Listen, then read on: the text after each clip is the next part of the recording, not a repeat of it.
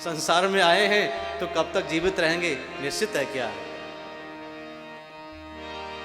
किसी का नहीं पता।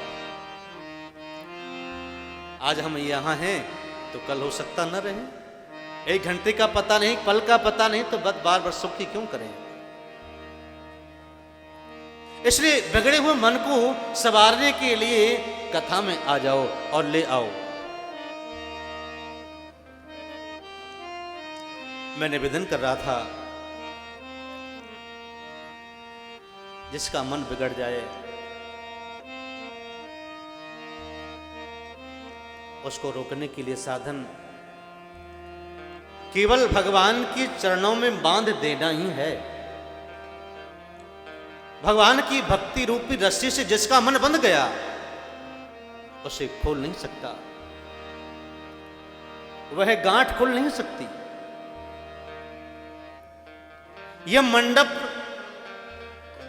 तीर्थ यात्रा में तीर्थ करते करते करते करते जिसका मन पवित्र हो गया, जो महापापी था, दुराचारी था, वैश्यागामी था, सारे अशुभ लक्षण उसके अंदर थे, जिसका मन बहुत बिगड़ा हुआ था, बिगड़ा हुआ मन आज भगवान की यात्रा करने से धीरे धीरे संवर गया और आज घूमते घूमते तीर्थ यात्रा में रामेश्वरम की ओर आ गया। रामेश्वर में जाकर के रामेश्वर लिंग पर जल चढ़ाया और लक्ष्मण जानकी के साथ, राम जी के साथ मिलकर के रामेश्वर लिंग की प्रार्थना की और पूजा की।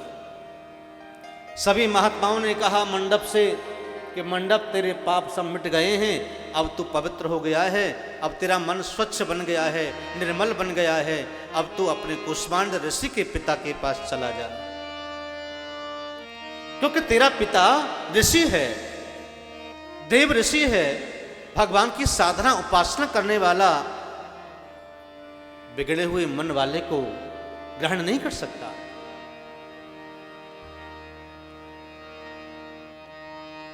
जिसकी वृत्तियां बिगड़ गई हैं उससे देव आचरण वाला उसे कैसे स्वीकार करे?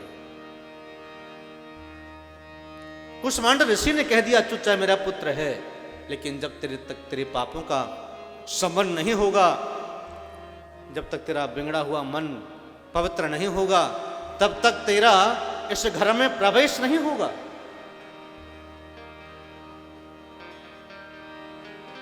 सभी देवताओं ने भूरी भूरी प्रशंसा की कि तेरे समस्त प्रकार के पाप अब धुल गए हैं। महात्माओं ने कहा, अब तुम पिता के पास में कहा जाओ। मंडप ने कहा कि नहीं, मेरे पिता बहुत जिद्दी हैं, मैं अपने पिता के पास कैसे जाऊं, क्योंकि उनको भरोसा ही नहीं हो सकता, क्योंकि मैंने अपने पापों को नाश कर दिया, मेरे पाप मिट गए। उन महात्माओं ने, संतों ने कहा कि नहीं, हम आपके साथ में चलते हैं, हम प्रमाण के साथ में कहेंगे तुम्हारे पिता से कि तुम्हारे पाप समन हो गए। मंडप को लेकर के सभी ऋषि संत आए और वहां जाकर के अपने घर के सामने खड़ा हो गया। डरते डरते पिताजी को आवाज लगाई, पिताजी मैं आपका पुत्र। कुष्मांड ऋषि उस समय उपासना पूजा कर रहे थे। अपनी पत्नी से कहा, देखो दरबारे पर कौन है, जाकर के देखो कौन है दरवाजे पर, किसकी आवाज है। कुष्मांड ऋषि पत्नी आई दरवाजे पर, लेकिन मां होने के बावजूद भी पुत्र से ये नहीं कहा कि तू अंदर प्रवेश कर, बिना पति की आज्ञा की। क्यों? क्योंकि पत्नी चाहती, जानती है कि मेरा पति जो है वो ऋषि है।